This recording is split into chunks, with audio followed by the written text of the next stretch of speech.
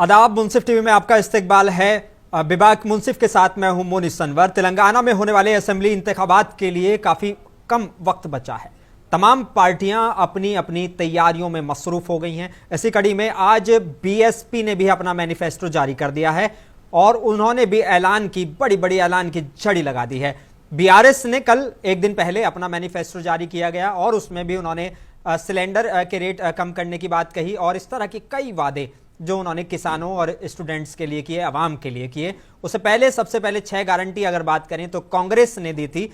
सबसे पहले यहाँ पर जो उनकी मीटिंग हुई थी उसके दौरान सोनिया गांधी ने वो 6 गारंटियां दी थी। राहुल गांधी ने भी उनका ऐलान किया था और उन्हीं गारंटी की तर्ज पर कुछ बीआरएस का और अब बीएसपी का भी मैनिफेस्टो जारी किया गया है। हालांकि बीएसपी की अभी जो लिस्ट है वो जारी नहीं की गई है। कौन कौन चुनाव लड़ेगा, कहां से चुनाव लड़ने वाला है, ये सारी चीजें अभी क्लियर नहीं हो पाई हैं, लेकिन बहुत सारे पत्ते अभी खुलने बाकी हैं। आज इसी पर होगी चर्चा और चर्चा में हमारे साथ शामिल होने के लिए मौजूद हैं बीएसपी के सीनियर लीडर अबरार आजाद साहब। उनका आपका इस्तकबाल है। अबरार हुसैन आजाद साहब, बीआरएस जो यहाँ पर सरकार बनाए हुए है, अब तीसरी बार सरकार बनाने की जद्दोजहद में लगी हुई है। देखते हैं कि वो कांग्रेस वो सपना पूरा होने देती है नहीं, लेकिन उसके लिए हमारे साथ उनके नुमाइंदे हमारे साथ फैसल खान मौजूद हैं। फैसल खान साहब, आपका भी इस्तकबाल है हमारे साथ।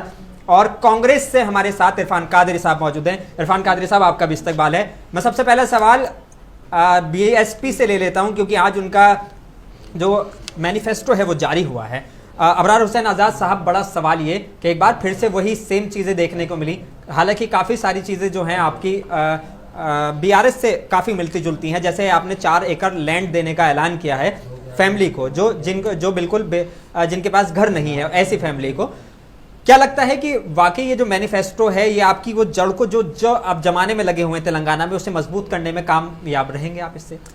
नहीं, मैं सबसे पहले बीएसपी के मैनिफेस्टो को समझने में आपको वक्त लगेगा जी, और बहुत ही तफसीली मैनिफेस्टो ये रहा है। लेकिन ये तेलुगु जबान में है और क्योंकि अभी ये पहली बार लॉन्च हुआ है जी, और जब हम इसका उर्दू ट्रांसलेशन हम करेंगे तो इसमें बहुत बारीकी से आपको इसमें समझ में आएगा। हमने 1 एकड़ ज़मीन की बात की है और वो 1 एकड़ ज़मीन जो है ना, हम हर जो किसान जो गरीब हैं, माफ कीजिएगा 1 एकड़, हाँ 1 एकड़ का आपने ऐलान किया है, लेकिन बीआरएस उससे पहले 3 एकड़ का पहले से ऐलान कर चुका है। बीआरएस के ऐलानात क्या वो खलील खां फाख्ते उड़ाए की बात है। बीआरएस का ऐलानात की कोई जमा खर्च इसलिए नहीं है कि केसीआर साहब ने जो सबसे पहले ये ऐलान किया था कि मैं कुत्ते की तरह यहाँ पे निगरानी करूंगा, काफला कुक्का, नहीं ये उनके अल्फाज है, काफला कुक्का, काफला कुक्का जो जुमला है उसके माने है कुत्ते की तरह। ये जुमला है, मैं जो ना दलित को मुख्यमंत्री बनाऊंगा, जो अल्फाज है वही आप नहीं, मतलब ये तेलुगु अल्फाज है, तेलुगु का ये लफ्ज है कि काफला कुक्का, यानी कि मैं एक निगरानकार के तौर पे रहूंगा और एक दलित को मुख्यमंत्री बनाऊंगा। ठीक है। और इस तरह कहीं वादे 3 एकड़ जमीन देने की बात की, 3 एकड़ जमीन मिली गरीब खानदानों को, तो केसीआर साहब का। लेकिन हम ये है ना ग्राउंड सतह, हकीकी सतह पे, और ये जो मैनिफेस्टो बनाया गया है ये कहीं ऑफिस में बैठ कर या कोई 5 स्टार होटल में बैठ करके या फार्म हाउस में बैठ करके नहीं बनाया गया है। 295 दिन का सफर जमीनी सतह पे तय करने के बाद में करीब 12,300 गांव जो है ना दौरा करने के बाद में ये वहां से तमाम जो लोगों की अवामी जो राय थी वो राय को एक जगह जमा करके मैनिफेस्टो की शक्ल में, क्योंकि जो अवामी जो डिमांड्स है, जैसे आरएस परवीन कुमार साहब ने जब यात्रा शुरू की थी तो करीब वो हर जगह से अपनी जो भी राय आती थी उसको राय को जमा करते रहे और उसी राय के साथ जो आज वो मौजूदा मैनिफेस्टो है वो एक्चुअली अवाम का मुतालबा है, डिमांड है, रिक्वायरमेंट है। ये जो है ना वोट लेने के लिए या लोगों को उमूमन जिस तरह उम्मीद दिलाई जा रही है कि हम आपको महीना 3,000 रुपये देंगे, हम जो है ना उसको 5,000 तक बढ़ाएंगे, यानी कि लोगों को एक किस्म से एक कौम देने वाली कौम बनकर रह जा रही है और एक कौम लेने वाली कौम बनकर रह जा रही है। मुस्तकिल तौर पर उसको लेने वाली कौम बनाए रखना एक मकसूद है।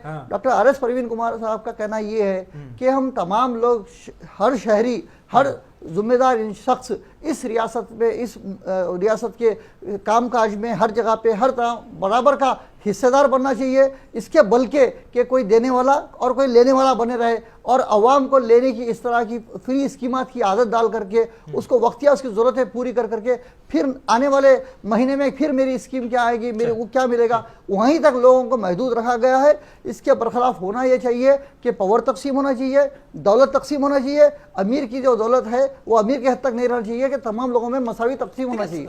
ये बातें सुनने में बहुत अच्छी लगती हैं आजाद साहब, ये आप भी जानते हैं, देखिए लेकिन सुनने में जब देखिए इसको जो बातें सुनने में अच्छी लगती है उनको अमल भी करना चाहिए। कैसे बातें अमल देखिए करेंगे? हिंदुस्तान आजाद हुआ है जब डॉक्टर बी आर अम्बेडकर साहब ने अपने दस्तूर में इस बात का तस्करा किया है कि दौलतमंद ना हो, गरीब गरीब ना हो। ये जो दरमियान का जो ब्रिज है इसको खत्म किया है। इस्लाम सबसे बड़ी इसकी मिसाल है।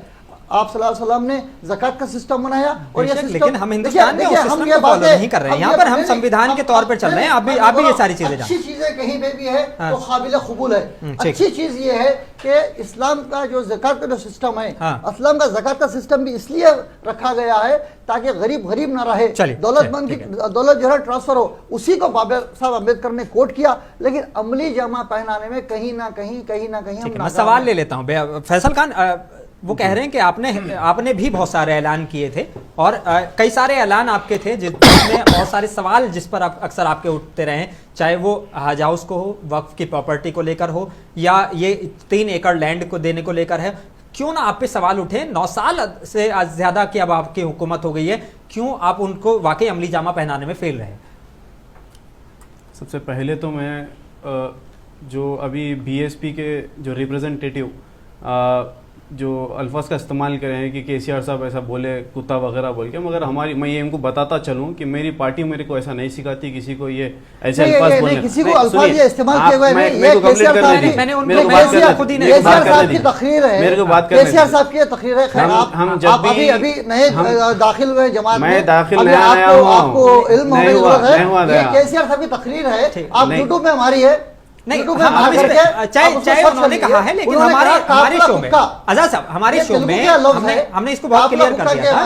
एक कुत्ते की तरह नहीं, हम निगरान कुत्ते की तरह ये इस्तेमाल नहीं करेंगे, एक निगरान के तौर पे हम उस चीज को देखेंगे। काफिला कुक्का बोलते हैं तेलुगु में। चलिए ठीक है, फिर मैं आप मेरे को बोल रहे हैं काफिला कुक्का, जो भी आप XYZ बोल के बोल रहे हैं, मगर मैं आप कोट करे होंगे। फिर आपको मैं ये सवाल पूछना चाह रहा हूँ कि आप जो है सबसे पहली चीज, मैं हमारी पार्टी तो हम जब भी मायावती जी को याद करते हैं एज एन दलित नेता के लिए याद करते हैं, और हमारे सदर साहब बहन जी बोल के याद करते हैं, है कि नहीं? तो हमारा रेस्पेक्ट उनके लिए ये है। और रही बात आपकी, आप बोल रहे हैं, नहीं सुनिए, आप बोल रहे हैं वैसा कोट करे बोल के, आप ठीक है, एक मिनट आप मेरे को बात करने दीजिए। आजाद साहब आप बात कर लीजिए। आप बोल रहे हैं मैं नया हूँ, ठीक है, मैं ये आपसे भी, आप मेरे सीनियर है, मैं आपसे ये पूछना चाह रहा हूँ, यही काफिला कुक्के के जो आप पहले मानने वाले थे ना भाई, इनके रिप्रेजेंटेटिव थे ना, आप भी जमात में थे ना, बीआरएस जमात में, टीआरएस में थे ना आप। मेरा सवाल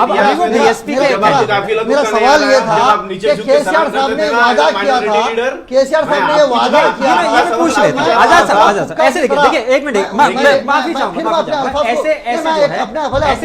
अपने अल्फाज को दोहरा दूं आपको, मैं पहले अपने आपकी बात को समझ गया। उन्होंने ये कोट किया था, ये वादा किया था जब वो तेलंगाना हुकूमत में नहीं आए थे, ये 2014 से पहले की बात है। आप रखवाला टाइप में कोट करिए। मैं उसको वही स्टेट के प्रधानमंत्री को ऐसा बात पूरी करते हैं, मुख्यमंत्री को ऐसा नहीं बोल सकते। चल ठीक है, हमने इस बात पे आपत्ति जताई थी, उन्होंने उस बात को माना। अब आप मेरे सवाल का जवाब दे दीजिए। ये 9 साल का बोल रहा हूं, ये मेरा रिमार्क नहीं है, मैं ये बता रहा हूं कि एक तकरीर का ये बिट है, एक वादे का ये हिस्सा है, यानी कि वो उसको पूरा नहीं कर पाए जो रखवाला होने की वादे की जब बात की है, आपने मैनिफेस्टो की बात की, वादे की बात की, तो मैंने सबसे पहला मैनिफेस्टो बताता हूं बीएसपी के, जो उनके भी पूरे नहीं हुए। जब टाइम आने पे जो हम आराम से बैठे हुए हैं, उनसे भी सवाल लेना है। आप जल्दी से मैं भी वजाहत उस बात की, मैं आपकी बात को आगे लेते ये बोलना चाहूंगा, मैं आपकी बात को आगे लेते हुए चलते हुआ कि आपको मैं ये बोलना चाहूंगा कि आप जब आपकी जो बीएसपी है, जहां आपको जरूरत है, आप बीजेपी का भी साथ लिए यूपी में, वहां पर अलायंस लेके आप गवर्नमेंट, आपको अगर जरूरत पड़ेगी, अगर आपको जरूरत पड़ेगी तो तेलंगाना में भी आप ले सकते हैं। अबरार साहब मेरे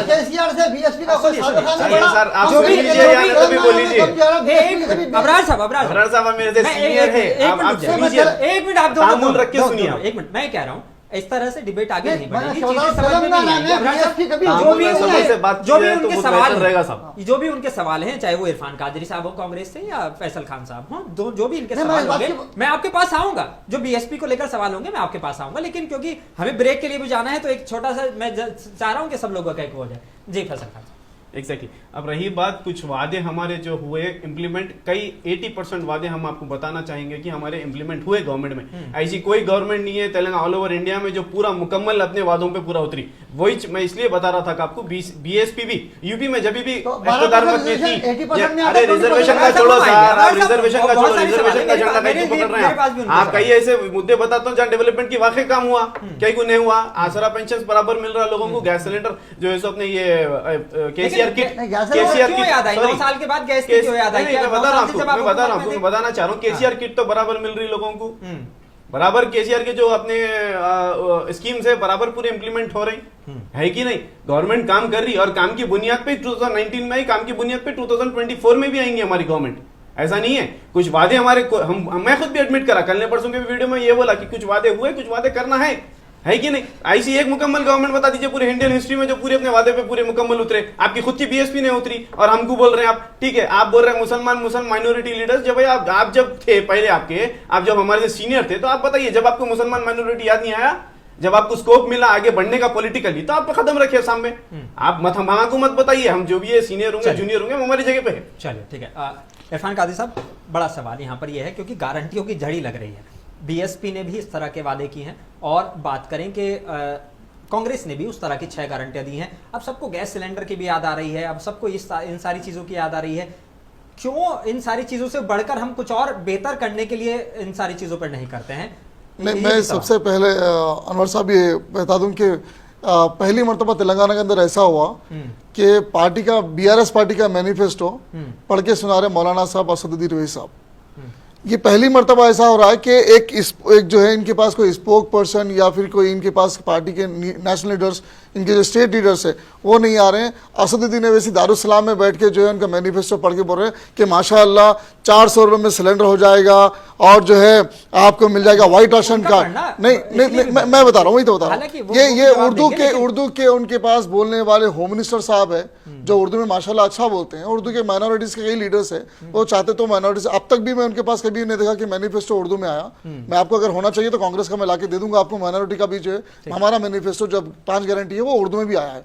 तो आप सेकंड लैंग्वेज की बात करते हैं उर्दू को, लेकिन उर्दू जो है आप मैनिफेस्टो जारी नहीं कर रहे। इसलिए दारुसलाम के पीआरओ जो है पब्लिक रिलेशन ऑफिसर जो बीआरएस पार्टी के हैं वो बैठ के बोल रहे हैं कि जो है 400 रुपये में सिलेंडर हो जाएगा, बड़ी अच्छी बात होगी। व्हाइट राशन कार्ड होल्डर को जो है रिफाइंड राइस मिलेगा, फाइन राइस मिलेगा। और तो मैं फिर अब तक जो मिला राइस वो कर रहे हैं कि भाई अब तक जो चावल मिला है बीआरएस पार्टी का वो बहुत घटिया किस्म का चावल। सवाल मैं लूंगा, मेरे तो ये यही है। और ये बोल रहे हैं कि व्हाइट राशन कार्ड, मैं ये बताऊंगा कि व्हाइट राशन कार्ड कहां से लाए भाई बीआरएस वाले। 2006 में राजशेखर रेड्डी साहब के टाइम पे राशन कार्ड बने थे, व्हाइट बना था, पिंक बना था, ग्रीन बना था। लेकिन आप तक जब तेलंगाना बनने के बाद सिर्फ केसीआर साहब एक वादा करे माइनॉरिटी राशन कार्ड जारी करेंगे, लेकिन आज तक नहीं करे। फूड सिक्योरिटी कार्ड दिया गया, लेकिन उसमें भी 3 महीने का अगर आप यूज नहीं करेंगे तो वो कार्ड को जो है यूजलेस हो जाएगा, कार्ड बेकार हो जाएगा, उसके बाद कोई गवर्नमेंट स्कीम नहीं मिलेगी। अब उसके बाद जो है इन्होंने कहा है कि वुमेन्स के लिए जो है ना इमदाद करेंगे, फाइनेंशियली हेल्प करेंगे।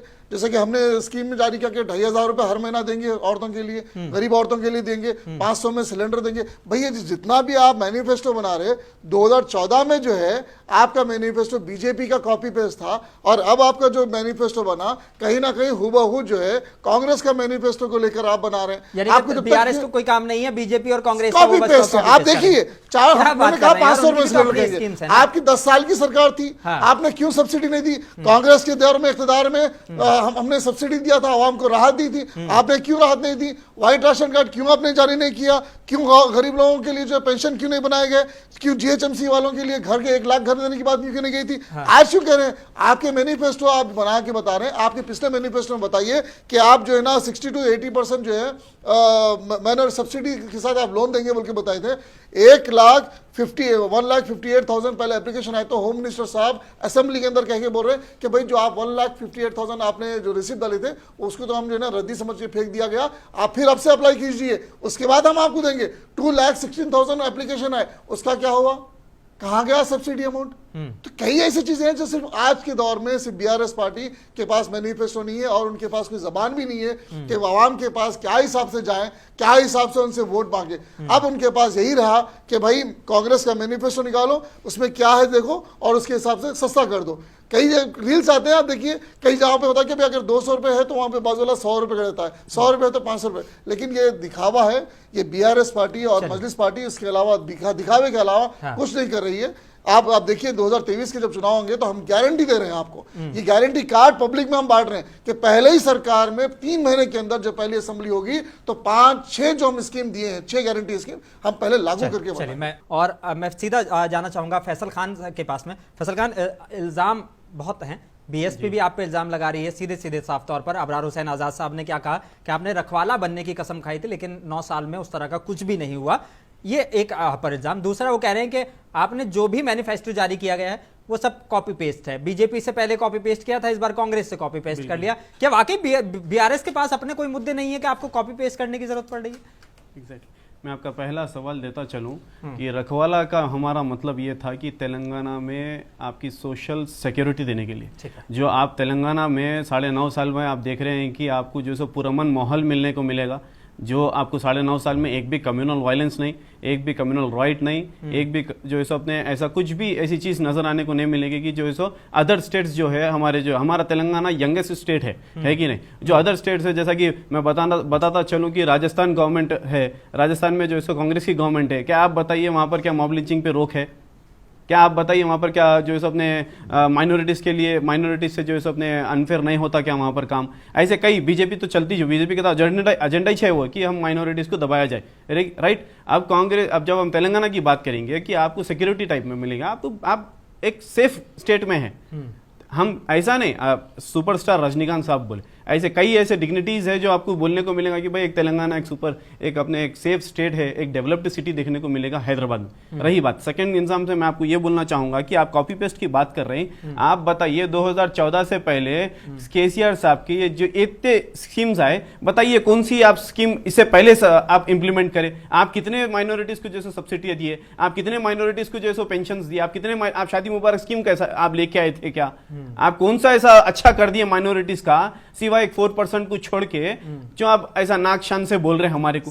आप सिवाय 4% के, सिवाय 4% नहीं है, सिवाय 4% जो आप बोल रहे हैं, आज 4% तहफुजात की वजह से यूनाइटेड आंध्र प्रदेश में कई गरीब लोग जो है आज डॉक्टर इंजीनियर बन रहे। बिल्कुल ठीक है, मानते नहीं बोल के नहीं, मैं क्या बोल रहा हूँ आपको, हम भी कोशिश करें ना। 12% जब हमारा वादा किया गया था, हम पार्लियामेंट में बराबर पार्लियामेंट में रिप्रेजेंट करें। आपके सीएम साहब बोल रहे हैं 12% जब 4 महीने के बाद 18 के इलेक्शन में पूछा गया कि साहब बता दीजिए 4% 12% रिजर्वेशन कब आएगा, तो बोल रहे हैं कि तेरे को नहीं, तेरे बाप को बोलता हूं बैठ। तो तुम्हारे सीएम साहब की ये अल्फाज है कि माफी मांगना चाहिए था, आके बोला था कि भाई मेरे से गलती हुई, मैं 12% रिजर्वेशन को क्या हम पार्लियामेंट में रिप्रेजेंट नहीं करें? क्या अंधेरे में मैंने ये हम बराबर हमारा रिप्रेजेंटेशन रखे? अब आप बोलिए सेंट्रल गवर्नमेंट को आप बोलिए क्यों नहीं दिए? हम तो बराबर हमारा पार्लियामेंट में रिप्रेजेंटेशन, आज चलो वादा करके अगर इम्प्लीमेंट नहीं कर रहे तो अलग बात है, हम वादा करके हम प्रोसेस भी पूरा इंप्लीमेंट करें। अब आपको बोलना है, आपको एक चीज पकड़ना है, पकड़ीजिए,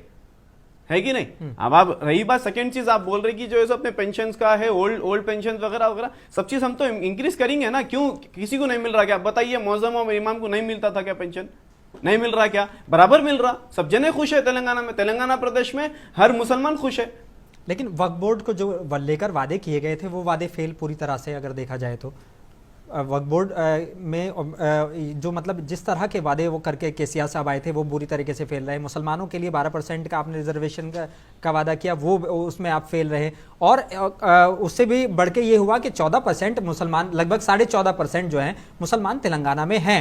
आपके 115 सीटों का ऐलान होता है और सिर्फ 3 मुसलमानों को जो है टिकट दिया जाता है, वो भी ऐसे इलाके से जो वो फ्रेंडली फाइट, वो खुद अपने मुंह से फ्रेंडली फाइट कह रहे हैं। तो क्या वाकई और जगह पे आपके पास मुसलमान रिप्रेजेंटेटिव नहीं है? मुसलमान लीडरशिप की जब हम बात करेंगे तो कई ऐसे मुस्लिम लीडर्स को हमारे कोशिश की गई कि हम जो है सो उनको ऐसा अपने गवर्नमेंट में लेकर के काम किया जाए। और रिप्रेजेंटेशन की आप बात करेंगे तो ऐसे कई मुस्लिम लीडर्स आने पड़ेगा हमारे तक कि हमको उन एलिजिबल भी रहना। यानी कि आपको लग रहा है कि आपके पास कोई मुसलमान, बता दूं कि जब 2014 से पहले जब हमारी सरकार थी, इनके जो महमूद अली साहब है वो भी हमारे कोठे में जो है एमएलसी बने थे।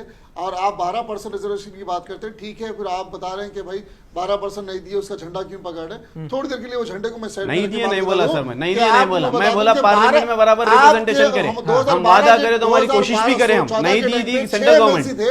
और आज जो है सिर्फ एक एमएलसी, जो परसों 2 एमएलसी हमारे चले गए मुस्लिम लीडर्स की तरफ से, तो अब उसमें जो है ना दूसरे दो लोगों को आप एमएलसी बना दिए। एक आज मौजूदा हालात में आप बीआरएस में एक एमएलसी है वो भी मुसलमान, सिर्फ एक। आप 12% की बात करते हैं, आरोप तो देना चाहिए था। इरफान काजी साहब, आरोप तो आपके ऊपर भी लग रहे हैं। 55 सीटों का ऐलान होता है, सिर्फ 3 मुसलमान रिप्रेजेंटेटिव 55 सीटों में, सुन लीजिए। और अगर रेड्डी की बात करी जाए तो 17 रेड्डी उसमें रहते हैं। तो मैं और एक सवाल ये भी देना चाहूंगा कि आपको, जिसमें से हमने एससी को 12 दिया, एसटी को 12 सीट और माइनॉरिटी में 3, बिल्कुल। और लिस्ट है, बाकी है इंशाल्लाह ताला। अभी देखिए कामारेड्डी के भी नाम नहीं आया, और भी हमारे निजामाबाद की लिस्ट में नाम नहीं आया, और भी जगह है जहां पर जो है मुस्लिम बखूबी अच्छी तरीके से परफॉर्मेंस कर सकते हैं। हम दे रहे हैं इंशाल्लाह, अभी लिस्ट आएगी तो ठीक है। आप दे रहे हैं बोल के गांधी भवन में जो है एहतजाज चल रहा है, गांधी भवन में रेवंत रेड्डी के जो पुतले जले जा रहे हैं, आप दे रहे हैं बोल के मुसलमान आज कांग्रेस का नाराज है आपसे। आप बताइए, आप बताइए, अरे आप तो आप देखिए, आप मत करिए, बट आप देख सकते हैं आपके चैनल के थ्रू, आप बताइए जरा गांधी भवन का आज माइनॉरिटी का क्या हाल है। आप बताइए, तुक्कुगुड़े का जो है अपने जलसा हुआ नहीं हुआ, कहाँ है उसमें हैदराबाद सिटी अपने प्रेसिडेंट माइनॉरिटीज के, कहाँ है आदिलाबाद सिटी प्रेसिडेंट माइनॉरिटी के? नहीं है, सिवाय शब्बीर अली साहब के कोई भी नहीं है स्टेज पे बैठे हुए, कोई भी स्टेज पे नहीं है। तुक्कुगुड़े के साइड में रख दिया गया था, तुक्कुगुड़े के पब्लिक मीटिंग में इतनी आवाज जमा हुई, जवाब कहीं को नहीं है। मैं आपको बताता हूँ, आप बताइए दोनों साथ में गए। नहीं है साहब, स्टेज पे ऑन रिकॉर्ड बोल रहा हूँ आपको, मैं भी तो ऑन रिकॉर्ड बोल रहा हूँ। बताइए सोहेल साहब कहाँ थे, ये बताइए। सोहेल भाई भी काम कर रहे हैं। नहीं थे, ग्राउंड में एंट्री नहीं मिली उनको ग्राउंड में एंट्री नहीं मिली। आदिलाबाद का प्रेसिडेंट, देखिए मेरी अच्छी बातचीत है, आदिलाबाद का कांग्रेस का प्रेसिडेंट बताता चलूं आपको, एंट्री नहीं मिली तुक्कुगुड़े के ग्राउंड में। देखिए सवाल ये उठना जायज है, क्योंकि बीआरएस की हम बात करें, वो भी एक तरीके से अपने आप को सेक्युलर पार्टी बताते हैं, कांग्रेस भी सेक्युलर पार्टी बताते हैं। लेकिन इस तरह का अगर इस तरह का भी होगा तो कैसे उस पर यकीन किया जाएगा? मैं आऊंगा, लेकिन मैं अबरार साहब से एक पास चले जाता हूं। अबरार साहब, वो कह रहे हैं कि आपके जब हमने सवाल लिया तो उनका सीधा तौर पर कहना था कि तेलंगाना को, स्टेट को अगर हम देखें तो सबसे सेफ स्टेट है माइनॉरिटीज के लिए और सबसे सेफ स्टेट है लोगों के लिए। यहाँ पे इस तरह के पिछले कुछ सालों में कोई दंगा यहाँ पर देखने को नहीं मिला, और हमने जो गारंटी दी थी वो कह रहे हैं कि लगभग ज्यादातर हमने पूरी की है। मैं आपके सवाल का जवाब देने से पहले हमारे खादरी साहब जो कांग्रेस के नुमाइंदे हैं जी, उन्होंने इस बात का तस्करा किया कि 1,65,000 एप्लीकेशंस 2016 में माइनॉरिटी फाइनेंस कॉर्पोरेशन से 100% सब्सिडी लोन के सर के 60% नहीं 100% सब्सिडी लोन के लिए 80% भाई नहीं, आप अपना जायजा लीजिए।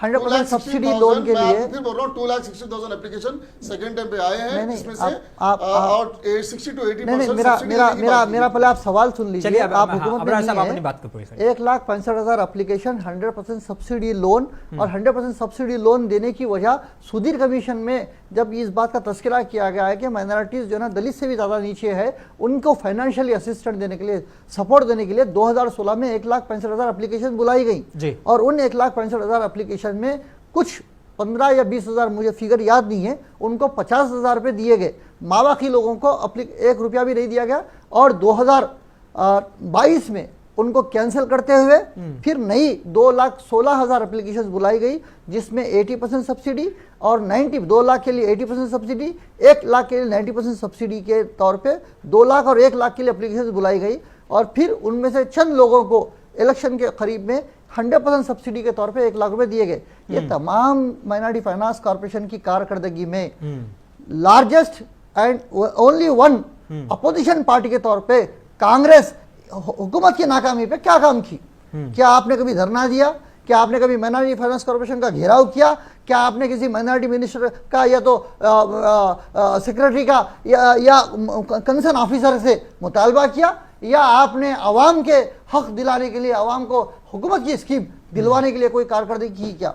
अब रही बात दूसरी सवाल, हमारे जो मौसूफ है फैसल खान साहब ने इस बात का तस्करा किया कि 12% रिजर्वेशन के सिलसिले से हमने कोशिश की और हमने पार्लियामेंट में इसकी आवाज़ उठाई। मैं इस बात का आपकी तरफ इशारा करता हूं कि बीसी कमीशन कायम करते हुए एक रिकमेंडेशन जमा किया गया और इस रिकमेंडेशन के साथ एसटी और माइनॉरिटीज के लिए दोनों के लिए पार्लियामेंट में इस बात की भेजा, असेंबली के दोनों ऐवानों में, काउंसिल में और असेंबली में, दोनों में इसको कामयाब करके हुकूमत की जानिब से पार्लियामेंट में भेजा गया। लेकिन वहाँ पे एसटी रिजर्वेशन पे आगे कार्रवाई हुई, माइनॉरिटी रिजर्वेशन पे आगे कार्रवाई नहीं हुई। लेकिन 12% रिजर्वेशन इम्प्लीमेंट करने के लिए, 12% तहफुजात देने के लिए रियासत तेलंगाना में केसीआर साहब को किसने रोका था?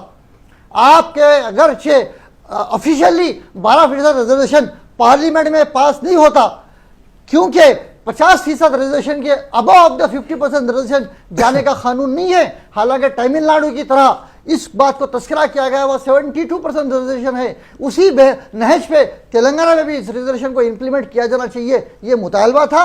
अगर आप अमली तौर पर जॉब्स में, एम्प्लॉयमेंट में और दूसरे स्कीमात में 12 डबल बेडरूम स्कीम और तमाम स्कीमात में 12% अगर रिजर्वेशन मुसलमानों को देते तो क्या आपको कोई सवाल करने वाला था? क्या रोकने वाला था? ये सिर्फ और सिर्फ आंखों को खुश करने वाला, बहलाने वाला रिजर्वेशन का कॉन्सेप्ट रहा। ये अमली तौर पे ये नहीं हुआ।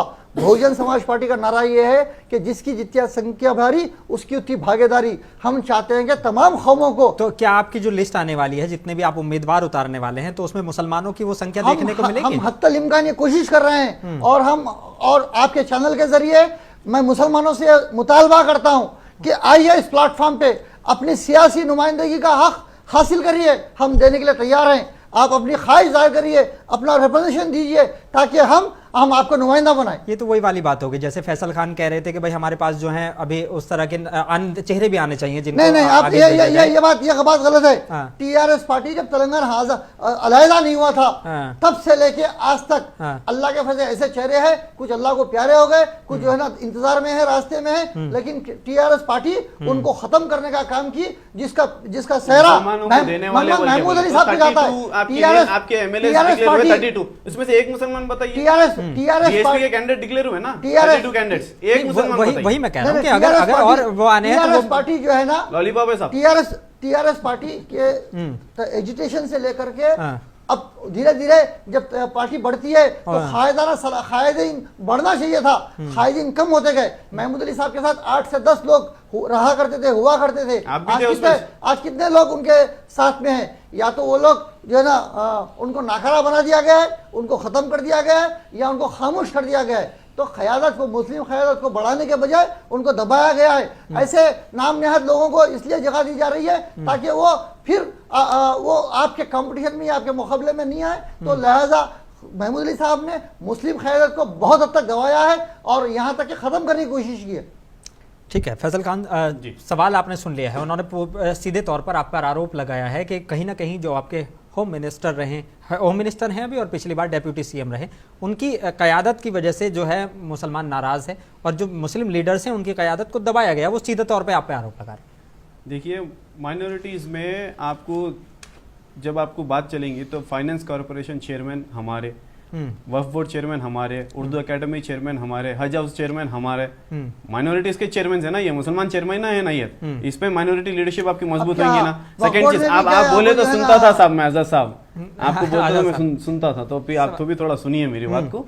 आप माइनॉरिटी लीडरशिप इस पे स्ट्रांग होंगी। और रही बात महमूद अली साहब पे जो आप इंजाम लगाते हैं, तो आप बेहतर जानते हैं, आप बहुत क्लोज आदमी थे, है कि नहीं? है कि नहीं? आप बेहतर जानते हैं, आप क्लोज आदमी थे। आप जब तक थे बीआरएस में, आप जब तक थे टीआरएस में, जब तक महमूद अली साहब जो है सो जबरदस्त साफ बोल के आगे पीछे आप जैसा आप बीएसपी में आ गए, आप जो है सो मुखालिफिन हो गए। ठीक है, रही बात सेकंड चीज, आप महमूद अली साहब से जाके डायरेक्ट पूछ लेते थे क्या महमूद अली साहब, आपकी भी नाराजगी महमूद अली साहब से मेरे को मालूम है, इसलिए आप महमूद अली साहब से भड़क रहे। तो आप जाके डायरेक्ट उनसे जो भी है क्लियर कर लीजिए। बीआरएस पार्टी पे मत आइए, आप पर्सनली इशू उठा रहे हैं ना सर। आप ऑनरेबल होम मिनिस्टर को तेलंगाना स्टेट के आप बोल रहे हैं कि उनकी वजह से माइनॉरिटी डेवलप जो है लीडरशिप डेवलपमेंट नहीं हो रही। हम वैसा नहीं मानते वो चीज को, क्यों मानेंगे? आज मैं भी एक लीडर हूँ, आज मैं भी एक छोटे तबके से ऊपर आया हूँ। मेरे कोई फादर पॉलिटिशियन है, मैं कोई ग्रैंडफादर पॉलिटिशियन है, मैं जो भी हूँ मेरे बलबूते पे बना रहा हूँ। क्यों मैं माइनॉरिटी नहीं हूँ? मैं आगे नहीं बढ़ रहा हूँ। ऐसा सबको स्कोप है। आपको आगे बढ़ना है तो आप यहाँ पर आइए, आगे मेहनत करके आगे बढ़िए। बीआरएस पार्टी यही चाहेगी। आप एक आना है, पैसे लेके आके, पैसे देके जो सो इख्तियारत पे बैठ रहे हैं, वो अलग बात है कि नहीं? इरफान कादरी साहब, बड़ा सवाल, उन्होंने कहा कि मैं एक माइनॉरिटी से हूं और मैं आगे बढ़ रहा हूं, लेकिन आपके ऊपर जो आरोप लगते हैं वो आरोप ये होते हैं साफ तौर पर कि आप जो है वो कहीं ना कहीं जो पिता पुत्र वाली राजनीति होती है, जो फैमिली वाली राजनीति होती है, वो करती है, और यही आरोप बीआरएस पे भी लगते हैं। उनसे भी ये सवाल लूंगा मैं, लेकिन इस बार आपने वो साबित करके दिखा दिया।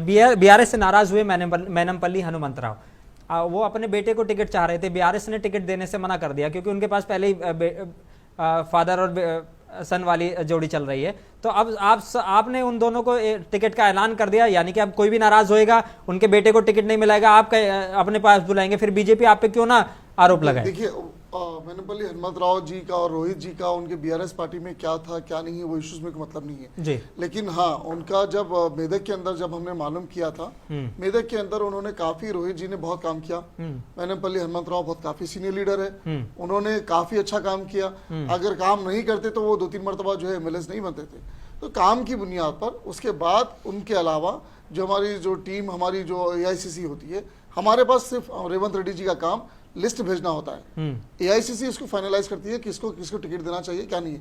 ऐसा नहीं है कि यहाँ पर हरीश राव जी ने पर्चा फाड़ दिया, उसके बाद उन्होंने कहा कि रोहित को टिकट नहीं मिलना चाहिए, उसको टिकट नहीं मिलना चाहिए, उसका नाम निकाल दो, उसको निकाल दो। ऐसा नहीं है, एक सिस्टम होता है। कांग्रेस पार्टी, जितने भी इनकी पार्टियां हैं, तमाम पार्टियों की ये बोल सकते हैं कि माँ है, तमाम पार्टियों की माँ है। तो उनके पास, हमारे पास आइडिया है क्योंकि आप सबसे पुरानी पार्टी है, सिर्फ इस वजह तो से। इसी वजह से बोल रहा हूँ कि 100 साल के ऊपर हो गया हमारी पार्टी, तरीका है हमारे पास काम करने का। हाँ। उसी तरीके से हम लेकर जो है कॉन्टेस्ट करते हैं। रही बात फैसल भाई ने कहा ओल्ड सिटी के हद तक जिस तरह से नाराज है, मैं बखूबी जानता हूँ कि हाँ, कुछ ओल्ड सिटी के हमारे कैंडिडेट नाराज है। ऊपर भी है पर्चा फाड़ने वाला। आपके जो पूर्व मुख्यमंत्री रहे हैं पिछले 10 साल पहले, वो जब सोनिया गांधी के पास लेकर गए थे तो सोनिया गांधी ने जो लिस्ट दी थी, उन्होंने मना कर दिया था उस लिस्ट में। ये आरोप तो आप पे भी लगता है? नहीं, किसकी? राजशेखर रेड्डी साहब की बात कर रहे हैं? राजशेखर साहब की। देखिए, हर चीज के पहलू 2-3 होते हैं। आप खाली एक कहेंगे कि भाई दे दिए थे लिस्ट और उसको निकाल के फेंक दिए, नहीं होता ना। कैंडिडेट्स की लिस्ट में चेक कर दिया जाता है, जैसे कि आपको मालूम है हर पार्टी में होता है। स्क्रीनिंग कमेटी होती है, वो लोग डिसाइड करते हैं कि कौन सा कैंडिडेट जीतेगा नहीं जीतेगा, फिर हमारी सरकार वापस आएगी नहीं आएगी। अब राजशेखर रेड्डी जी ने अपनी लिस्ट बना के भिजाया था तो उन्होंने कॉन्फिडेंट थे कि भाई ये लिस्ट है, आप इसको दीजिए। ये सोनिया गांधी जी कॉन्फिडेंट थे कि इनको हटा के इनके बेहतर है कि हर पार्टी की, ऐसे कोई बड़ा इशू नहीं है कि इसको आप इतना बड़ा मीडिया प्लेटफॉर्म पे बता दें कि भाई सोनिया गांधी जी ने रिजेक्ट किया है। एक बात आप मानते हैं कि इस बात का सरकार लाए थे नहीं लाए थे, ये बताइए कि फाइनली हमारी सरकार आई थी नहीं आई थी? जब राजशेखर रेड्डी साहब ने जब लिस्ट जारी किया, सोनिया गांधी जी ने कुछ कहा कि कुछ नाम लाना चाहिए था, नाम चेंजेस हुए, कुछ लिस्ट अच्छी परफेक्ट बनी, कैंडिडेट आए, स्ट्रांग कैंडिडेट आए, स्ट्रांग लीडरशिप हुई। 2004 के मुकाबले 2009 में हमने सरकार मजबूती के साथ बनाई थी। अब मैं खाली बात कर दूं कि फैसल भाई ने अभी कहा कि ओल्ड सिटी के अंदर जो कांग्रेस का जो हाल हुआ, अभी रेवंत रेड्डी जी का स्टेच्यू पुतला जो है, नामजद पुतला जो है जलाए। देखिए साहब, मैं मानता हूं कि जो लीडर्स हैं उनको कहीं ना कहीं तकलीफ हुई होगी, वो अपनी नाराजगी जाहिर कर सकते हैं, लेकिन एक लिमिट तक।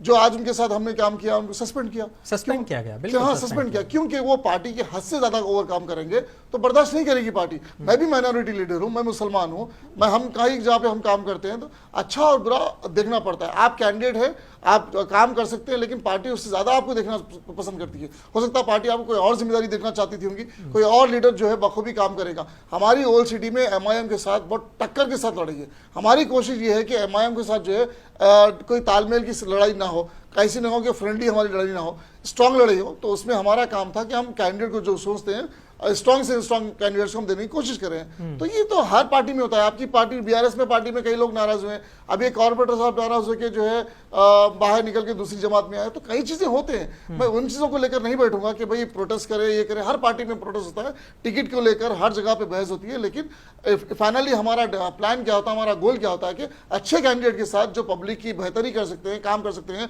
अवाम के बीच रह सकते हैं, उनको लेकर जो है चुनाव लड़े और उसके बाद जीते। फिर उसके बाद जो इख्तियार में आने के बाद उसी अवाम को राहत देने की कोशिश करने की हमारा कांग्रेस का ही हमारा पहले से वो एजेंडा है। तो हम वो काम कर रहे थे, बस उसके अलावा क्या है। ठीक है अबरार साहब, सवाल उठना लाजमी है क्योंकि आपके जो अगर मैनिफेस्टो देखा जाए तो इंटरनेशनल स्कूल आपने हर मंडल के लिए अनाउंस किया है। उसके अलावा 550 square yards open plot for every homeless person, ये आपका मैनिफेस्टो में है। इसके अलावा बात करें 10 लाख जॉब 5 साल के लिए, ये 5 ईयर लिखा हुआ है इसमें, तो क्या ये 5 साल में 10 लाख जॉब होंगी या हर सालाना 10 लाख जॉब होंगी? ये भी एक क्लैरिटी आप दे दीजिए। दूसरा, क्यों लगता है आपको कि इन सारी चीजों की अभी जरूरत है? क्योंकि अगर हम बात करें तेलंगाना सरकार की, तो कह रहे हैं कि हमने शिक्षा पे एक अच्छा ध्यान दिया है हम लोगों ने। नहीं, आप अगरचे तेलंगाना सरकार की शिक्षा की अगर बात करेंगे तो मैं सबसे पहले बता दूंगा 2018-19 में प्री स्कूल किट का जो टेंडर हुआ था वो सप्लाई नहीं हुई। उसके बाद कोविड का 19-20 का कोविड आया, कोविड में उसकी जो है ना दोबारा टेंडर नहीं हुआ। फिर जब 20-21 और 21-22 ये 3-4 साल से मुसलसिल, यानी कि जो बच्चे आंगनवाड़ी स्कूल्स में होते हैं, जी जी, यानी कि देखिए शिक्षा माँ के पेट से सबसे पहले होती है, उसके बाद उसको एक माहौल में रखा जाता है ताकि वो एजुकेशन से कनेक्टेड हो। प्री स्कूल किड में छोटी छोटी चीज़ें होती हैं, वो पिछले 4 साल से तेलंगाना के बच्चों को नसीब नहीं हो रही हैं।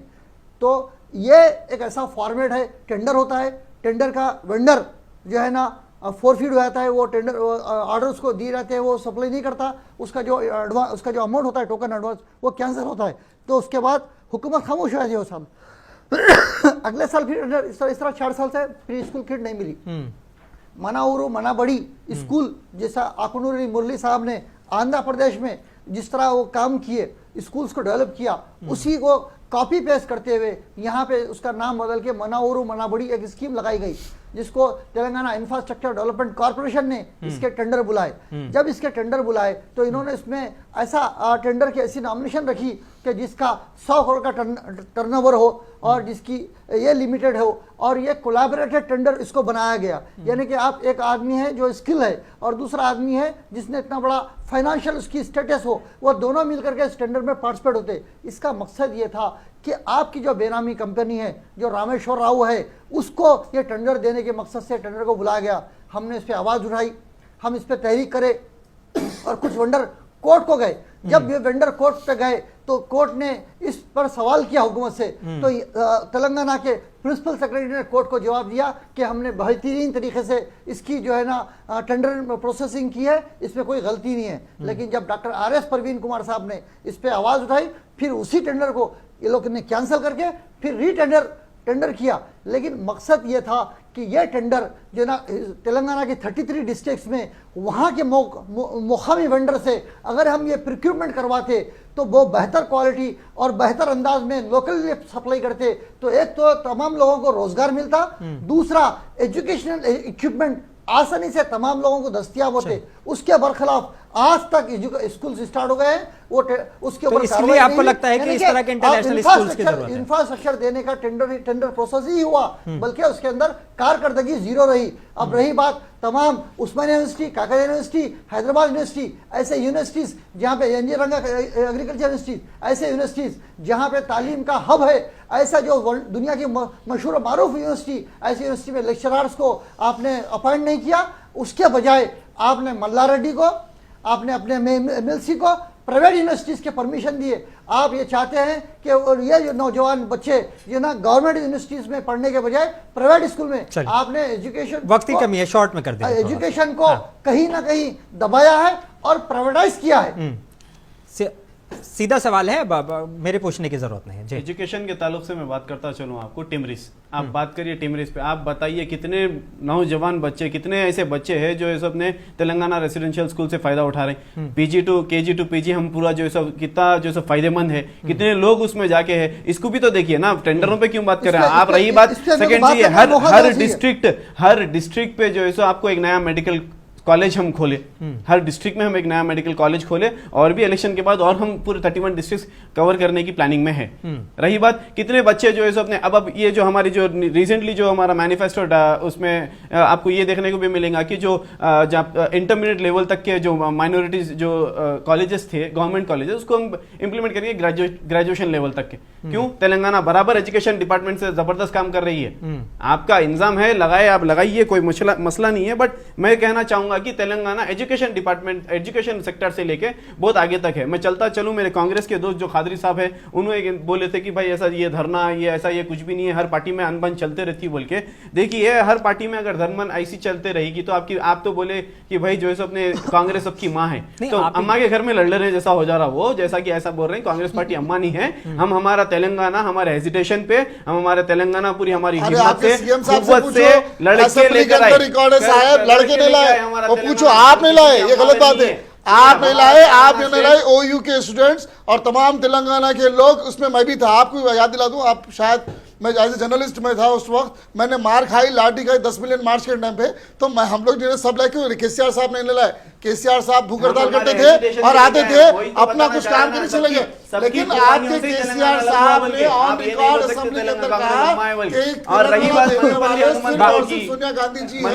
इरफान साहब, मैं आप पे आ जाऊंगा इस सवाल को लेके मैं आऊंगा, आपके पास आऊंगा इस सवाल को लेके, उनका अपनी बात पूरी करें। हनुमंत राव की बात चली गई, अगर मैं बोलना चाहूंगा कि तो सब जना दुनिया जानती कि तेलंगाना, अभी आप जो रेवंत रेड्डी पे जो इल्जाम लग रहे हैं और जो हकीकत है वो जो पूरी तेलंगाना जानती है कि कितने करोड़ों में जो सौदा हो रहा, हर सीट का करोड़ों में सौदा। आप बता रहे हैं स्क्रीनिंग कम्युनिटी नहीं है वो, मेरे हिसाब से एक ब्रोकर कम्युनिटी है बैठी हुई है। सो हर जनों को, हर कॉन्स्टिट्यूंसी पे बता रहा हूं आपको, एवरी जनों को मुतालबा हो रहा। आप रिसेंटली देखिए ना चार मीनार पे जो हुआ, पार्टी के जो सेक्रेटरी है साहब, उनको टिकट नहीं मिली तो उन्होंने आके बोल रहे, उनको ऑफर करेगा 10 करोड़ रुपए का। बताइए आप, ये है रेवंत रेड्डी। अब ये तो अंदाजा लगा ले सकते कि हनुमंत राव और उनके बेटे को टिकट आपके जरिए मैं कहूंगा कि फैसल वापस ले, या तो फिर आप जो है, या तो आप अपने पास एविडेंस बताइए। अगर आपके पास एविडेंस है आप तो बात कीजिए, अगर नहीं है तो फिर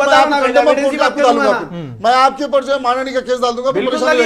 आपके पास एविडेंस बताइए, किसको उसने 10 करोड़ रुपए कहा, किसने ब्रोकरी की, मैं आपको इन्क्लोज करूंगा, मैं आपको इन्क्लोज करूंगा ये चीज। आप बता दीजिए होमवर्क के आप, अरे मैं होमवर्क की बात करूंगा साहब, बताइए तेलंगाना के अंदर आप जिस तरह से बात कर रहे हैं कि केसीआर साहब ने लाया, केसीआर साहब ने कुछ नहीं लाया। और जहां तेलंगाना की आवाम और तेलंगाना के साथ कांग्रेस पार्टी और सोनिया गांधी जी ने तेलंगाना को जो दिया था, और दिया इसलिए था सुनहरा तेलंगाना बनाए, तेलंगाना के अंदर जो मसले हैं उसे हल किया जाए, 2 लोग बेरोजगार नौजवानों को जो है रोजगार दिया जाए। इसमें देखिए पहले अगर 10 साल पहले की बात करें, तेलंगाना बनने से पहले रेड्डी जो एक समाज है वो कहीं ना कहीं कांग्रेस का एक वोटर हुआ करता था, और शायद यही वजह है रेवंत रेड्डी को एक इस प्रदेश अध्यक्ष बनाने की, और क्योंकि उनका होल्ड अच्छा है इसमें मानते हैं। अब जो सर्वे सामने आ रहे हैं, ओपिनियन पोल जो आ रहे हैं, वो कहीं ना कहीं ये दर्शा रहे हैं कि आपकी सरकार बन रही है। अभी ज्यादातर तेलंगाना में जितने भी ओपिनियन सर्वे आए हैं, जो ओपिनियन पोल्स आए हैं, उसमें कहीं ना कहीं बीआरएस को नुकसान हो रहा है, कांग्रेस को फायदा पहुंच रहा है। तो क्या वाकई वो रेड्डी जो समाज था उसको खुश करने के लिए इतनी सारी सीटें उनको दे दी गई? पहले, इससे पहले अभी इनकी पार्टी में एक जनरल सेक्रेटरी केशवराव साहब राव कहाँ से आए थे? डी श्रीनिवास, क्या वो रेड्डी थे? कई लोग ऐसे गुजरे, पुण्य लक्ष्मी जी अभी इनके पास ज्वाइन हुए, क्या वो रेड्डी थे? तो कई लोग आए, कई समाज गया। तेलंगाना के अंदर रेड्डी ब्रदरी ज्यादा है, और ऐसा नहीं है कि ज्यादा है जिसकी वजह से हम दे रहे हैं। आपकी जबान पे जो रेड्डी आ रहा है तो इसलिए बना। बीजेपी में भी किशन रेड्डी है, तो ऐसे कई लीडर्स है। इसका मतलब ये नहीं कि उनकी रेड्डी कास्ट के हिसाब से हम उन्हें सीट दे रहे हैं। काबिलियत अगर है किसी में, काम कर सकते हैं, कोई अगर पार्टी को मजबूत कर सकता है तो देंगे। अब रेवंत रेड्डी जी देखिए पिछले 2 साल के अंदर पार्टी कहां से कहां लाए। अभी आपकी जुबान पे मैं कह दूं कि आप कह रहे हैं कि भाई पार्टी जो है जीतने के उस पे, तो मुबारक आपको और हमको। नहीं, मुझे मैं वो मुबारकबाद अभी आप रखिए, मैं अगर आप जीत जाएंगे तो मैं आपको मुबारकबाद। कांग्रेस पार्टी में रेवंत रेड्डी जी 2 साल से लगातार, जब से वो पीसीसी बने हैं, लगातार वो काम करते जा रहे हैं, जिसकी वजह से पब्लिक में जो है उनकी इमेज बहुत अच्छी है, और पब्लिक चाहती है कि रेवंत रेड्डी जी सीएम बने। तो ये चीजें हैं। और मतलब आप टीवी पे डिस्क्लोज कर रहे हैं कि अगर तेलंगाना, मैं वही पब्लिक में शामिल हूँ, मैं वही पब्लिक शामिल हूँ, मेरी ख्वाहिश है एविडेंस की बात है, मैं आपको मैं और एक बात कहूँ, एक बात कहूँ, 10 साल के अंदर एंटी इनकम्बेंसी ज्यादा हुई। इनके जो वादे थे खोखले वादे हुए रोजगार में। अब हर जगहों पर इवन गवर्नमेंट एम्प्लॉय भी आज जो है इनसे नाराज है। कई जगहों पर पेंशन बराबर नहीं मिल रही, सैलरी बराबर नहीं मिल रही। 5 लाख 1000 करोड़ का कर्जा तेलंगाना पे जान पे आ गया। आरटीसी एम्प्लॉइज जो है आज धरने पे बैठे। 2019 के टाइम पे 48,000 एम्प्लॉइज को अगर मैं बता दूं कर दिया तो ना टीआरएस के जो है ना अभी बोलती हो जाएगी। चलिए। तो आपके पास अगर टाइम है तो फिर लंबा चौड़ा भी मैं निकालूं, लेकिन बहुत इंशाल्लाह कम। नेक्स्ट टॉपिक पे फिर बताऊंगा हाँ। कि आपने क्या क्या उनको नहीं दिया, कितना कितना उनका फंड खा गया, एवरीथिंग मेरे पास बिल्कुल, मौजूद है। मैं भी आऊंगा next time आपके। 48,000 आप बुलाइए। उन्होंने जो एम्प्लॉइज आप पर नाराज इल्जाम लगाए है, थे पैसे इसकी खाने वजह वाले, से सुनिए। आज 2023 में तमाम हर जगह पे पोलिंग में ये बता रहा है कि एग्जिट पोल में कि कांग्रेस इक़्तिदार में आ रही है। ये वजह है कि हर बंदा चाहता है कि कांग्रेस को दोबारा लाए, एक झोंकले वादों से जो है बीआरएस को बर्खास्त करे, कांग्रेस मजबूत सरकार बनाएगी। 2023 में इंशाल्लाह फरासत भाई को जो है मीठे जरूर खिलाऊंगा। ठीक है, ये आपके बिल्कुल आखिरी सवाल है आपसे, फिर मैं अबराज साहब के पास जाने के बाद प्रोग्राम को एंड करेंगे हम लोग। सवाल सीधा साफ तौर पर, पहले तो आपने इल्जाम लगाया है, जो पैसे का इल्जाम लगाया है, 100%। उसकी आप वजह दे दीजिए मैं कि आपको भाई क्लोज आपने कर दूंगा मुंसिफ टीवी को। आज का ही बयान सेक्रेटरी यहाँ पर जो है अपने यहाँ ठहर के तेलंगाना के भाग्य लक्ष्मी मंदिर के ठहर के उन्होंने बोले सो है, आप देख लीजिए। ठीक है। एक दूसरा एविडेंस देखिए, मैं सवाल वीडियो जवाब है, नहीं है। वीडियो अब मैं है ना, कह दूं, वीडियो है ना, उन्होंने बोल रहे ना, उन्होंने खुद उनके मुंह से बोल रहे हैं, मैं उनको शिकायत नहीं भेजा भाई, आप ऐसा बोलो आपकी बोल के, पार्टी खा गई बोलो, मुंह से बोल रहे हैं, होता 10 क्या? करोड़ रुपए मंगा आपकी रहे हैं, पार्टी मेरे 5 से करोड़ बोल के। खाए। अभी एक बार लाइव मुंह से साहब बोल रहे हैं, बीआरएस पार्टी के साहब, उन्होंने खुद आगे उनके कई मुंह से बार बोल रहे हैं, केसीआर रेवंत रेड्डी 10 करोड़ में मंगा बोल के। तो आप एक्सेप्ट करेंगे उन्होंने क्या? खुद उनके मुंह से बोल रहे हैं ना, Evidence क्या है? मैंने सिखाया Evidence क्या है? उनको, मैंने Evidence सिखाया बताओ उनको। मेरे भाई। मैं आपको वीडियो बताता हूँ, बोलो ना, अगर ये खाली मुंसिफ टीवी को सुन वीडियो सुना दूंगा, के आपको एक आगे वीडियो तो एविडेंस। ठीक है, आप आप कोर्ट बताइए। छोड़िए, आप तो बोले मेरे आप खिलाफ बताइए। केस करते हम इस बोल पे आ के, जाएंगे। आप केस करिए, मैं बिल्कुल आपको कोर्ट डालेंगे, आप झूठ में बोल रहे हैं, प्रूफ आप करता हूँ, माफी कोर्ट मांगिए, में प्रोड्यूस वहां तक करता हूँ। जाने ये की बात नौबत- दीवाने वहां मत तक क्या जाने मेरे की को मत नौबत आई दीजिए है। हमारे अरे, खालिद साहब, फैसल आप साहब, कोर्ट को जाइए, आप तो सवाल कोर्ट में जाइए। सुने, सुने, मैं बात जब करें, बात आप करूंगा बताओ, तो मेरे पूरी को बात एविडेंस के बताओ। साथ ही बात ठीक है, करूंगा ठीक है, आपसे। ठीक है। मैं कोई इरफान आपको ऐसा काजी साहब, फेकमबाजी करने को नहीं आया ना, ऐसे- मुंसिफ ऐसे वाले नहीं कोई चलेगा। फेकमबाजी देखिए, वालों को बुलाते थे, बात नहीं, है कि नहीं? बात भाई, मैं आपको एविडेंस के साथ समझे, बात करूंगा ना भाई। वक्त की कमी है थोड़ा सा। अबराज साहब से भी हमें एक वो लेना है। फैसल देखिए साहब, ये फैसल साहब। ख्वाब में अगर ठीक है। सोच ले रहे हैं तो ख्वाब से कोई कुछ नहीं होने का है, मेहनत करना पड़ता है असल ठीक ग्राउंड है। में ना। 9.5 साल में जो तेलंगाना डेवलप हुआ वो डेवलपमेंट आपको करना मानते पड़ेगा। हैं आप तो डेवलप जब हुआ? जाके आप टंके की चोट पे बोल सकते हैं अरे, हमारी 5 गवर्नमेंट लाख बनेंगे बोल के। करोड़, नहीं 5 है, लाख नहीं है। हजार करोड़ आप खर्च प्रूफ करके करके बताइए, बताइए, आप प्रूफ करके मैं बताइए, आ जाता हूं। आप प्रूफ करके आप बताइए, मानते वरना आपके हैं? खिलाफ मैं कोर्ट में जाता हूँ, आप प्रूफ आप करके बताओ बताइए। तो मैं अभी नहीं जाता, आप मैं निकालिए, फैसल खान साहब से निकालिए। सवाल ले लेता हूं। आप मानते हैं कि डेवलपमेंट हुआ है, ये आपका कहना है, फिर क्यों जो सर्वे आ रहे हैं, ओपिनियन पोल्स जो आ रहे हैं, वो सामने आ रहे हैं, वो कहीं ना कहीं अरे, आपकी सरकार अच्छी बात है, ठीक है, बहुत अच्छा सवाल है आपका। 20% 2018 का एक सर्वे बताता हूं मैं आपको, जो कांग्रेस हुकूमत लाती बोल के बताया था, सेम ये एग्जिट पोल बताया था। नहीं है, नहीं लाती सर्विस जो है तो मीडिया वाले ये जो सो अपने जो सर्विस लेते क्या बेसिस पे सैंपल्स ले रहे हैं बताइए आप। 119 कॉन्स्टिट्यूएंसी में से 57 कॉन्स्टिट्यूएंसीज का आप जो सैंपल कलेक्ट कर रहे हैं, एक कॉन्स्टिट्यूएंसी में से 120 130 सैंपल कलेक्ट के आप सर्वे देते हैं। आपका क्या दीवाने हैं हम बैठे हुए इधर? आप अपना सर्वे बता रहे हैं, उनके ख्वाब में अच्छा जो राजा बनने का बता रहे हैं, उन्हें खुश हो जा रहे हैं। ख्वाब देखने से कोई नहीं होता साहब, मेहनती ग्राउंड पे मेहनत करना पड़ता, हकीकी ग्राउंड पे जब जाके हमारे हम डंके की चोट पे मैं बोल सकता हूं आपको, बीआरएस गवर्नमेंट फॉर्म करेगी और तेलंगाना में यही मुंसिफ टीवी पे आफ्टर गवर्नमेंट फॉर्म करे यही फैसल खान आगे बोलेगा आपको। और आप आपके सामने को बोले ना रेवंत रेड्डी बने बस सीएम, आप रेवंत रेड्डी बोल रहे हैं, आप रेवंत रेड्डी खुद बोल रहे हैं कि मैं दूसरों को सीएम बनाऊंगा बोल के। रेवंत रेड्डी सीएम नहीं है, मैं आपको बोल रहा रेवंत रेड्डी सीएम पेश नहीं है, मैं आपको बता रहा हूं सीएम केसीआर आपके पार्टी के सदर बोल रहा हूं, आपके पार्टी के सदर बोल रहा हूं, मैंने बताया सीएम भाई मैं चाहता हूं कि रेवंत रेड्डी साहब सीएम बने। आपने सुना कि किस तरीके से SC को बनाते बनाते क्या बनाया आप लोग? अब सवाल नहीं लेंगे, जो भी आप कहना चाहते फैसल हैं। खान साहब ने एजुकेशन का तस्करा करते हुए हाँ, बस टिमरिस का फाइनल जिक्र इसको, किया। हाँ। तो मैं उनको एक बात का इत्तला देना चाहूँगा कि 2016 में जब 31 डिस्ट्रिक्ट्स का बाइफर्केशन हुआ, दशहरे के दिन फार्म हाउस पे केसीआर साहब माइनॉरिटीज कायदीन को बुलाए थे, जिसमें मैं भी मौजूद था। ठीक है। और उसमें कि एक RX परवीन, जब मैं उससे पहले परवीन कुमार साहब के बारे में नहीं जानता था, उन्होंने कहा कि डॉक्टर RS परवीन को एक IPS है, वो जो है ना 2012 में उस वक्त के किरण कुमार रेड्डी के दौर में उन्होंने एजुकेशन सोशल वेलफेयर के स्कूल्स की जिम्मेदारी निभाई। जब 2014 में मैं चीफ मिनिस्टर बना तो मेरे से मिलने आए, तो मैं समझा किसी ना किसी रिकमेंडेशन के लिए आए होंगे, लेकिन वो आने के बाद में उन्होंने मुझसे कहा कि सर मैं सर्विस टू कम्युनिटी, यानी कि मैं अपनी कौम के लिए काम करना चाहता हूँ, मैं ये स्कूल का सेक्रेटरी हूँ, मैं इसको कंटिन्यू करना चाहता हूँ। तो केसीआर साहब ने कहा ठीक है, ये तो बिल्कुल एक ड्राई मतलब मिनिस्टर पोजीशन है, इसको आप विलिंग के साथ करना चाह रहे हैं तो करिए। फिर उसके बाद में फिल्म बनना चाहिए प्रवीण कुमार पे, इस पे 2016 में प्रवीण कुमार साहब का तस्करा करते हुए उस वक्त की जो है ना जो एक लड़की जो पहाड़ चढ़ के उसने नाम कमाया था, उसका तस्करा करते हुए केसीआर साहब ने कहा कि मैं माइनॉरिटी स्कूल्स भी डालना चाह रहा हूं। लेकिन उस बात ये भी तस्करा किया कि मेरे भाई साहब असदुद्दीन अवैसी साहब खवातीन की स्कूल्स के बारे में थोड़ी रिमार्क कर रहे हैं, लेकिन मेरे ख्वाहिश है कि मैं 71 स्कूल्स उसको कायम किया गया। उन इनको स्कूल्स को कायम करने की जिम्मेदारी डॉक्टर आर.एस. परवीन कुमार साहब को दी गई है। उस वक्त के IFS शफीउल्लाह साहब को उनके साथ कुलीग बनाया गया है और उन्होंने कंप्लीट इंफ्रास्ट्रक्चर को सेट किया और मैं भी उसमें शामिल रहा और उसी स्कूल्स को प्रमोट करने के लिए मैं कोशिश किया और मैं ये वादा करा कि सर मैं इस स्कूल में अपने बच्चों को शरीक कराऊंगा। मेरे 3 लड़कियां इन स्कूल से कंप्लीट हुए हैं। ये एजुकेशन सिस्टम को हमने बनाया, सपोर्ट किया और इसको इम्प्लीमेंट किया। लेकिन ये जो थोड़े से मैं माजरत चाहता हूं, बिल्कुल इसमें बहुत कम लोगों को इसका फायदा हुआ। जनरल स्कूल्स को भी अगर आप फायदा मिलने की जरूरत है। अगर आप सरकार में आते हैं या सरकार बनाने की पोजीशन में रहते हैं तो आप इन सारे वादों को पूरा करने 100%। बिल्कुल, बहुत शुक्रिया। कहां से करते हैं? बहुत शुक्रिया। मैं 1 मिनट, कहां से करते हैं? स्मार्टफोन और वॉशिंग मशीन देने का वादा है। ठीक है, बहुत शुक्रिया। ये सारे मेरे गेस्ट के लिए अबरार हुसैन आज़ाद साहब BSP से हमारे साथ थे और फैसल खान हमारे साथ BRS से और इरफान कादरी साहब हमारे पास कांग्रेस से जुड़े हुए थे। आप सभी का बहुत बहुत शुक्रिया हमारे इस शो में जुड़ने के लिए। तेलंगाना का अभी इलेक्शन में वक्त है और भी कई राज्यों के इलेक्शन है, लेकिन चर्चा मुंसिफ टीवी पर जारी रहेगी और जो भी सवाल रह गए हैं, जो भी सवाल हमारे पास दर्शकों के आएंगे वो जरूर हम पूछेंगे। अपने मेजबान मोनिस अनवर को दीजिए इजाजत। आप बने रहिए मुंसिफ टीवी के साथ।